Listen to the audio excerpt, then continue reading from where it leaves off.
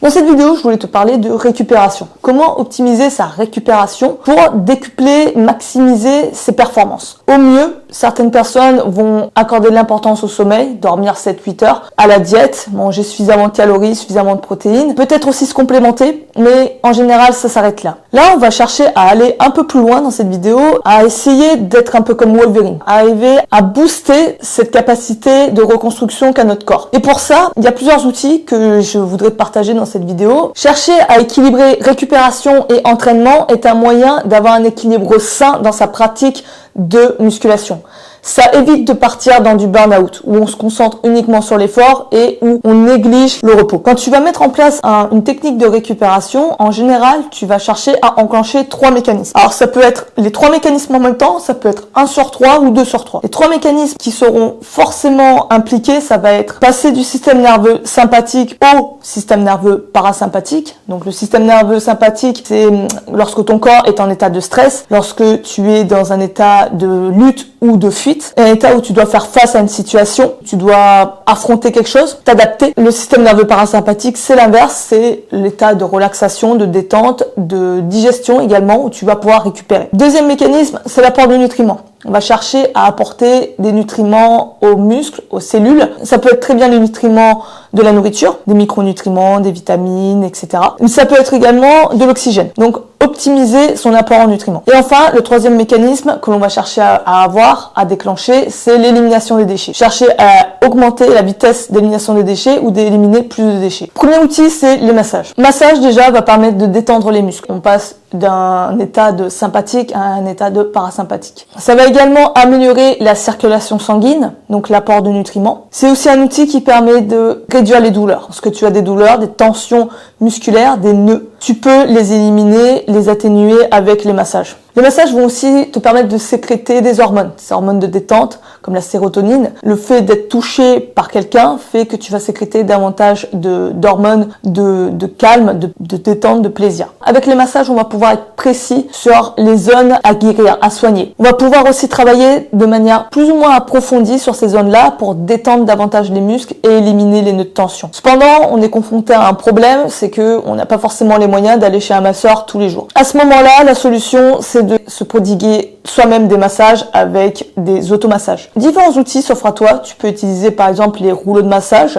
Tu as également les balles de tennis, les balles de massage qui vont te permettre par exemple de cibler les petits pectoraux, les biceps, les bras, qui vont te permettre de dénouer ces nœuds de tension, ces trigger points que tu peux avoir à force d'accumuler du stress, de l'effort musculaire. Et tu as également un autre outil que j'ai pu découvrir très récemment, c'est le pistolet de massage. Il y a quelques temps de ça, une marque qui s'appelle Bob & Brad m'a contacté pour me faire tester l'un de leurs produits de leur gamme. Et j'ai eu le plaisir de pouvoir tester le T2 Pro. Vous pouvez choisir n'importe quel produit. J'ai choisi celui-là parce que il est fourni avec un embout qui crée de la chaleur et du froid. Ça m'a intrigué. Je me suis dit, ça va être intéressant pour décupler les effets du massage en combinant ça avec la chaleur ou le froid. Et en effet, ça a été une très bonne surprise. Déjà, rien qu'en ouvrant le paquet, tu sens que tu es en face d'un produit de qualité. Tu sens qu'on se fout pas de ta gueule, que le produit a une très bonne finition. T'en as pour ton argent. Deuxième surprise, c'est la puissance du pistolet. J'ai commencé à l'allumer et j'ai vu direct, c'était en vitesse 1, mais j'ai l'impression que ça allait hyper vite. Je me suis dit, il y a quelque chose qui cloche, ça risque de faire trop mal sur le muscle, ça. Et au final, non, ça passe très bien. Du moment que t'appuies pas fort au début, sur par exemple des courbatures, des zones endolories, ça va. Tu ne sens pas vraiment de douleur. C'est que si tu appuies trop fort dès le départ, là, ça risque de piquer un peu. Quand tu cherches instinctivement à détendre ton muscle, tu vas faire des secousses comme ça. Tu vas chercher à relâcher et en même temps, avec un mouvement vif, tout en relâchant ton muscle, le faire un peu vibrer. Là, c'est un peu ce même effet-là, mais de manière beaucoup plus puissante, déjà, plus rapide, mais surtout plus ciblée. Et tout de suite, tu sens les effets de détente, de relaxation. C'est vraiment très agréable et j'ai pu le tester dans 2 cas de figure. Déjà, après une séance jambes très intense, où en général, j'ai tout le temps des courbatures le lendemain. J'ai voulu le faire en prévention, le soir, après l'entraînement. Et le lendemain, j'ai eu quasiment aucune courbature. Donc déjà, ça c'est agréable, ça rajoute du confort dans ta vie quotidienne. Ça t'évite de galérer à descendre des escaliers ou d'être sur les toilettes. C'est tout con, mais déjà, c'est quelque chose d'agréable de pas être tout le temps courbaturé. Enfin, deuxième utilisation, là, c'était pas prévu. J'ai travaillé sur du hack squat. J'étais un peu fatiguée, je le sentais musculairement, et j'ai pas suffisamment gainé au niveau du dos. Ce qui fait que j'ai senti une tension au niveau des lombaires et je me sentais que je m'étais fait une petite blessure. Je me suis dit, ok, en rentrant à la maison, je me fais une session de massage avec le pistolet et l'embout qui fait de la chaleur. Je me suis dit, ça va accumuler les deux effets, de la chaleur qui va détendre les muscles et la vibration qui va permettre encore plus de détente, de relaxation. Et en effet, j'ai passé le pistolet pendant au moins 10-20 minutes. À la fin de la session de massage, je sentais plus de douleur. Je me suis dit, c'est sur l'effet, c'est sur le coup, c'est normal, les muscles sont chauds. Et en fait, le lendemain, j'avais zéro douleur. J'avais complètement récupéré et je sentais que cette douleur-là, j'allais pas la récupérer immédiatement. Je pensais clairement que j'allais me la travailler pendant plusieurs jours. Et le lendemain, j'ai eu zéro douleur. Des potentielles micro-blessures, des micro-douleurs, tu peux les atténuer, voire les faire disparaître avec du massage. Et là, avec un pistolet de massage comme ça, t'as pas besoin d'aller forcément faire un massage chez un spécialiste. Tu peux le faire directement chez toi à la maison. Donc dans tous les cas, moi je l'utilise, il est fourni avec différents embouts. Tu verras qu'il y a des embouts qui vont être plus fins, qui vont te permettre d'appuyer plus en profondeur, de cibler plus en profondeur certaines fibres musculaires qui vont être peut-être tendues. Et à côté de ça, tu as le fameux embout qui crée de la chaleur et du froid. Imagine que tu mettais une bouillotte sur une zone endolorie et que tu ajoutais la bouillotte avec un massage. C'est un peu cet effet-là. Sur une zone un peu moins élargie, bien sûr. Mais c'est cette idée-là, en fait. T'avais peut-être envisagé d'utiliser un pistolet de massage, mais avec les offres que tu trouves sur Internet, tu savais pas quoi prendre. À ce moment-là, j'ai testé celui-là, il est excellent, je te le recommande, n'hésite vraiment pas. Tu auras en plus un code de production. Si tu veux aussi utiliser d'autres produits de leur gamme, tu peux avec ce code-là.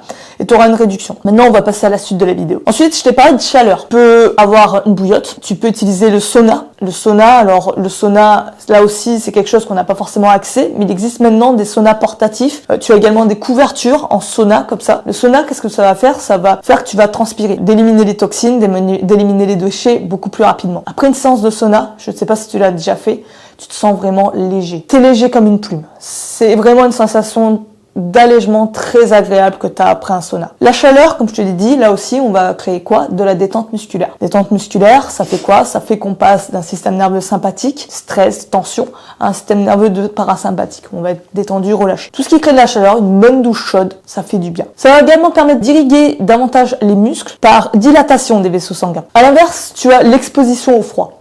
L'exposition au froid, c'est un mécanisme complètement différent. Là, tu vas pas solliciter le système nerveux parasympathique, tu vas stimuler le système nerveux sympathique. Si tu as déjà fait un bain froid, une douche froide, ou même te jeter dans une rivière en plein hiver, tu sais de quoi je parle. Ce stress, cette tension qui te saisit directement, fait que t'es pas bien au début, tu vois, tu dois te faire violence pour y aller au début. Et après, une fois que tu commences à t'adapter, à accueillir cette sensation, tu vas pouvoir te détendre. Les effets du froid, c'est un stress qui va faire que tu vas sécréter de la noradrénaline, c'est une hormone de stress, une hormone de vigilance qui va aussi dicter ton humeur. Quand tu sécrètes de la noradrénaline, tu sécrètes également des anti-inflammatoires. Et après l'exposition au bain froid, souvent, tu vas ressentir un état de bien-être. Et là, tu as la sérotonine qui arrive, l'hormone du calme, de la détente. Le froid va avoir aussi un effet anesthésiant. Si tu as une douleur aiguë, au lieu de passer de la chaleur, passe du froid. Passe une compresse de froid, juste par exemple une entorse, une douleur vive. Passe plutôt du froid qui va avoir un effet anesthésiant, qui va tromper ton cerveau. Pas faire disparaître la douleur, mais il va la réduire. Et enfin, une technique de récupération qui est excellente pour les courbatures, c'est d'alterner le chaud et le froid. Tu prends une douche chaude, le plus chaude possible,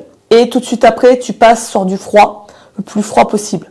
Tu fais ça à 30 secondes, douche chaude, douche froide, et tu fais ça sur 6 tours. Tu vas voir que tout de suite après, tu vas ressentir déjà une détente, tu vas moins ressentir tes courbatures et le lendemain, tu vas récupérer plus vite aussi. Prochaine technique, c'est le sommeil. Comment optimiser son sommeil? Alors là, je vais pas te rentrer dans le détail sur l'importance de dormir, de choisir un bon matelas et tout. Bon, maintenant, tu sais que je dors pas vraiment sur un matelas. Là, ce que je vais te donner comme conseil, c'est 3 outils à avoir, à tester, qui, pour moi, a fait un réel changement dans mon sommeil. C'est déjà de dormir avec un masque de nuit pour être complètement isolé de la lumière. Deuxième conseil, c'est d'utiliser des boules caisses. Si t'es dans un endroit, t'es mal isolé, t'entends du bruit, même des micro-bruits ridicules, t'as l'impression que ça a aucun effet, ton subconscient l'entend, tu es perturbé dans ton sommeil. Dès que tu peux, mets des boules caisses, il faut vraiment que tu sois dans une grotte. Dernier conseil, c'est le mouth tapping. Le mouth tapping, c'est tout simplement de se scotcher la bouche pour respirer que par le nez. Si tu devais garder un seul outil, ça serait ça. Scotche-toi la bouche et respire que par le nez. Et tu vas voir que ça va faire une réelle différence dans ton sommeil. Tu vas voir que tu vas avoir un sommeil beaucoup plus profond. Un sommeil dans lequel tu vas pas être réveillé. Tu vas pas te réveiller au milieu de la nuit pour aller pisser. Tu auras plus ça. Tu vas vas avoir un sommeil où tu vas avoir des rêves profonds, des rêves qui vont être détaillés. Tu vas te sentir mieux le lendemain matin. Enfin, ça a des effets de fou de respirer que par le nez. Et je te demande pas de me croire, je te demande juste de tester sur ça. Sinon, un autre outil que tu peux utiliser qui est lié au sommeil, c'est les siestes. L'après-midi, par exemple, tu te mets un petit chrono, 15-20 minutes de sieste. Mais le problème avec les siestes, des fois tu débordes. Et à ce moment-là, si tu fais plus de 30 minutes, en général, tu bascules en sommeil profond, tu commences à avoir des rêves. Et quand tu te réveilles, t'es un zombie, t'es claqué, t'es complètement la tête dans le cul. Pour éviter ça, il y a une alternative qui te permet d'avoir un repos comme ce que tu aurais avec une sieste, mais sans le sommeil, sans la phase d'endormissement. C'est ce qu'on appelle, alors je vais te le dire en anglais, c'est le Non-Sleep Deep Rest. Tu peux taper NSDR sur la barre de recherche de YouTube, tu auras des bandes son. C'est Andrew Berman qui en a parlé, qui en a fait la promotion, et il a fait également des audios que tu peux mettre en fond. Ça va être un mélange de techniques de relaxation avec de la visualisation. Après une séance comme ça, tu as rechargé les batteries. Ce que ça va faire pour la récupération, ça va réduire la fatigue musculaire. Et là aussi, tout ce qui fait que tu vas être dans un état de détente fait que tu bascules dans un état de parasympathique. Donc c'est tout bon pour récupérer. Autre outil, c'est de la récupération active. Là, paradoxalement, on va chercher à récupérer en s'entraînant. Notamment pour récupérer sur les tendons et les ligaments. On va travailler sur des exercices, mais qui vont être juste là pour solliciter le musculaire. Il faut absolument éviter la fatigue musculaire, cette sensation de congestion. Et on va juste chercher à solliciter les tendons, les ligaments, via des exercices très légers. Tu peux aussi travailler sur l'explosivité. Mais dans tous les cas, tu vas travailler sur des gammes de 50 répétitions avec un élastique, par exemple. Tous ces exercices-là vont booster ta circulation sanguine, vont irriguer davantage non seulement les tendons et les ligaments, qui sont des zones qui sont peu irriguées en sang, mais également le musculaire, les muscles. Et comme je t'ai dit, ça va te permettre d'éliminer davantage de déchets et apporter plus de nutriments aux muscles. Dernier outil qui pour moi est un game changer aussi sur la récupération. C'est un outil qui va te permettre de traquer ta récupération, de savoir dans quel état tu te trouves et si tu es apte à t'entraîner ou pas, à t'entraîner durement ou plus doucement, et qui est un outil plus objectif, plus mathématique. Cet outil-là, c'est le HRV. C'est la variabilité du rythme cardiaque. High Rate Variability en anglais. Donc la variabilité du rythme cardiaque, c'est une donnée qui va te permettre de définir quelle intensité tu dois mettre à ton entraînement, qui va te permettre de mesurer ta récupération, de savoir si tu as suffisamment récupéré. La variabilité du rythme cardiaque, c'est différent du nombre de battements cardiaques en une minute, le BPM. La variabilité, c'est en fait l'intervalle de temps entre deux battements. On pourrait penser quand le cœur bat normalement, qu'il bat à un rythme régulier. Mais en fait, non. Le cœur s'adapte en permanence à la situation. En chaque battement, ça va être différent. C'est des micro ajustements, mais ça prouve que ton corps s'adapte en permanence à ce qui lui arrive à l'instant T. À l'inverse, si tu as un cœur qui bat de manière constante, là, ça veut dire que il s'adapte pas. Il subit ce qui lui arrive. Et en général, ça veut dire aussi que ton système nerveux sympathique est surstimulé. Alors avoir une haute variabilité cardiaque est aussi synonyme d'avoir un système nerveux parasympathique engagé, sollicité. Et c'est ce qu'on recherche pour la récupération. Il y a une application que j'ai découvert, c'est Elite HRV. Elite HRV, c'est une application gratuite que tu vas coupler avec un cardio-fréquence-mètre. Et là, tu vas pouvoir mesurer ton HRV. Plus le chiffre qui sera indiqué sera haut, plus en fait tu vas avoir une bonne variabilité cardiaque, une haute variabilité cardiaque. C'est ce qu'on recherche. La moyenne c'est 50, plus haut c'est 70, voire au-delà, et les plus bas, c'est en dessous de 50, 45, 30 et tout. Tu vois par exemple que tu as un HRV élevé, tu sais que tu vas pouvoir te mettre cher à l'entraînement. Au contraire, tu as un HRV bas moyen, à ce moment-là tu vas peut-être réduire, tu vas freiner un peu plus. C'est un indicateur qui est objectif. Ça va pas être sur les sensations, ça va être vraiment quelque chose de numéraire. Tu as également des exercices de respiration qui vont t'aider à améliorer